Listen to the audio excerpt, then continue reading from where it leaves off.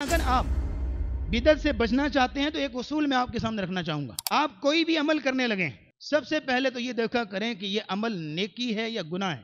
اگر تو گناہ ہے تو پھر مومن گناہ تو نہیں کر سکتا نا. اگر نیکی ہے تو پھر گلے لگائیے اور اس کو کرنے لگیے, لیکن اس میں بھی جانیے کیا اس نیکی کے بارے میں رسول اللہ کو پتا تھا کہ نہیں پتا تھا. اگر تو پتا تھا تو پھر لازمی آپ علیہ السلام نے صحابہ کو بتایا ہوگا, لازمی صحابہ نے وہ عمل کیا ہوگا, اور اگر صحابہ نے وہ عمل نہیں کیا تو پھر ہمیں کرنے کی ضرورت نہیں ہے. اگر رسول اللہ نے نہیں بتایا تو ہمیں کرنے کی ضرورت نہیں ہے.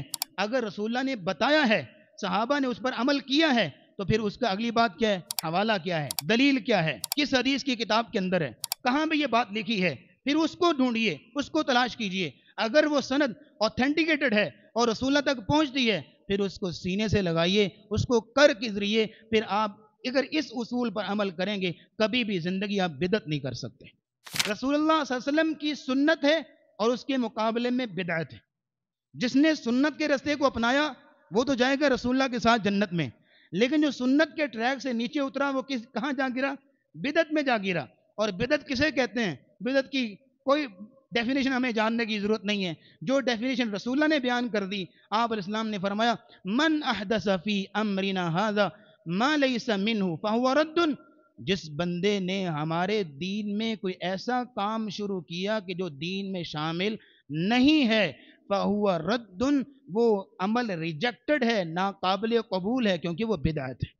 رسول اللہ نے ڈیفینیشن بیان کر دی. اور اگر آپ بدعت سے بچنا چاہتے ہیں تو ایک اصول میں آپ کے سامنے رکھنا چاہوں گا, وہ اصول نوٹ کر لیجئے. آپ کوئی بھی عمل کرنے لگیں سب سے پہلے تو یہ دیکھا کریں کہ یہ عمل نیکی ہے یا گناہ ہے. اگر تو گناہ ہے تو پھر مومن گناہ تو نہیں کر سکتا نا. گناہ کرنے کی ہمیں ضرورت کیا ہے. اگر نیکی ہے تو پھر گلے لگائیے اور اس کو کرنے لگیے, لیکن اس میں بھی جانیے کیا اس نیکی کے بارے میں رسول اللہ کو پتا تھا کہ نہیں پتا تھا. اگر تو پتا تھا تو پھر لازمی آپ علیہ السلام نے صحابہ کو بتایا ہوگا, لازمی صحابہ نے وہ عمل کیا ہوگا, اور اگر صحابہ نے وہ عمل نہیں کیا تو پھر ہمیں کرنے کی ضرورت نہیں ہے. اگر رسول اللہ نے نہیں بتایا تو ہمیں کرنے کی ضرورت نہیں ہے. اگر رسول اللہ نے بتایا ہے, صحابہ نے اس پر عمل کیا ہے, تو پھر اس کا اگلی بات کیا ہے, حوالہ کیا ہے, دلیل کیا ہے, کس حدیث کی کتاب کے اندر ہے, کہاں پہ یہ بات لکھی ہے, پھر اس کو ڈھونڈیے, اس کو تلاش کیجئے.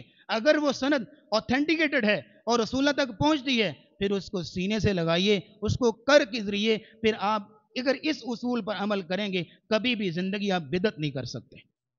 میں دوبارہ دہرا دوں, اگر کیونکہ یہ اصول اگر آپ کو سمجھ آ گیا تو پورا خطبہ جمعہ سمجھ آ گیا. نمبر ایک, کوئی بھی عمل کرنے لگیں دیکھیے نیکی ہے کہ گناہ. اگر گناہ ہے تو چھوڑیں, نیکی ہے تو اگلی بات کیا اس نیکی کے بارے میں رسول اللہ نے صحابہ کو بتایا تھا اور صحابہ نے یہ عمل کیا تھا. اگر تو نہیں کیا تھا پھر بھی چھوڑیے, ہمیں کرنے کی ضرورت نہیں. اگر رسول اللہ نے نہیں بتایا پھر بھی چھوڑیے, ہمیں کرنے کی ضرورت نہیں ہے. اگر رسول اللہ نے بتایا تھا تو کہاں لکھا ہے, دلیل کیا ہے, حوالہ کیا ہے, کہاں یہ بات موجود ہے, پھر اس کی سند چیک کی جائے گی, اس کا حوالہ چیک کیا جائے گا, آیا حوالہ اوتھینٹیکیٹڈ ہے کہ نہیں. جب ساری چیزیں, یہ ساری اصول پورے ہو جائیں گے, آپ اس عمل کو کر گزریے, اس عمل کے سنت پر ہونے میں کسی قسم کا کوئی شک ہے ہی نہیں ہے. آپ کبھی زندگی میں بدعت کی طرف نہیں جائیں گے انشاءاللہ. تو آپ علیہ السلام نے فرمایا من احب سنتی فقد احبنی, جس نے میری سنت سے محبت کی اس نے میرے ساتھ محبت کی.